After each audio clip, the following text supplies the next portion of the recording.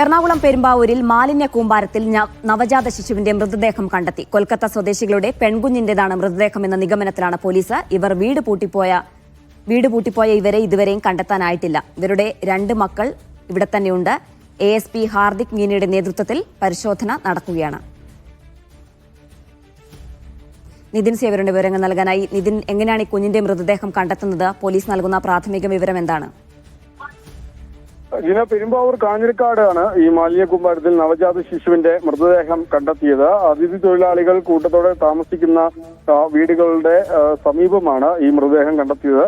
കൊൽക്കത്ത സ്വദേശികളായ ഷീല ജിയാറുൾ ദമ്പതികളുടെ കുട്ടിയാണിതെന്നാണ് പോലീസിന്റെ പ്രാഥമിക നിഗമനം. ഇവർ വീട് പൂട്ടിപ്പോയ നിലയിലാണ്. പക്ഷേ ഇവരുടെ 2 മക്കൾ ഇപ്പോഴും ഇവിടെ തന്നെയുണ്ട്. അവർ സമീപത്തെ വീട്ടിൽ നിൽപ്പുണ്ട് എന്നാണ് നമുക്ക് ലഭിക്കുന്ന വിവരം. കുറച്ചു മുമ്പ് ഈ മാലിന്യ കൂമ്പാരത്തിൽ നായ്ക്കൾ തിരിയിക്കുന്നത് കണ്ട് ആൾക്കാർ വന്ന് നോക്കിയപ്പോഴാണ് വലിയ ദുർഗന്ധം ഉണ്ടാവുകയും കാണുകയും ചെയ്യുന്നത്. പെൺകുട്ടിയാണ് മരിച്ചിട്ടുള്ളത്. ഈ പൊക്കിൽ കൂടി വേർപെട്ടിട്ടില്ല എന്നാണ് പോലീസ് പറയുന്നത്. പെരുമ്പാവൂർ ASP ഹാർദിക് മീനയുടെ നേതൃത്വത്തിൽ ഈ സംഭവ സ്ഥലത്തെത്തി പോലീസ് പരിശോധന നടത്തുന്നുണ്ട്. ഈ മാതാപിതാക്കൾക്കായും പോലീസ് അന്വേഷണം വലിയ തോതിൽ നടത്തുന്നുണ്ട്. ഈ ഷീലയോട് പ്രദേശത്തുള്ളവർ ഇത്തരത്തിൽ ഗർഭിണിയാണോ എന്നൊക്കെ ചോദിച്ചിരുന്നു. പക്ഷേ ഗ്യാസിന്റെ അസുഖമാണ്, ഗ്യാസ് വന്നതാണെന്നൊക്കെ ആയിരുന്നു ഇവർ പറഞ്ഞിരുന്നത്. ഏതായാലും ASPയുടെ നേതൃത്വത്തിലുള്ള പോലീസ് സംഘം അന്വേഷണം നടത്തുന്നുണ്ട്.